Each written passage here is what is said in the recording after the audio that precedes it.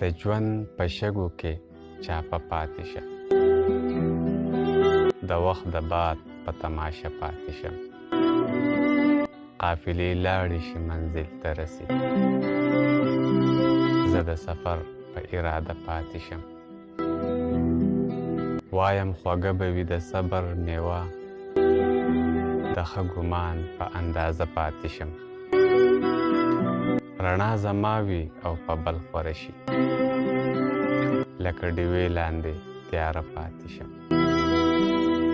چې مې نسلونه پکې رو وګوري، د لارې نښه نښانه پاتې شم. نه څوک دردمن نه مې درمان شي چرته، خو د امید په دلاسه پاتې شم.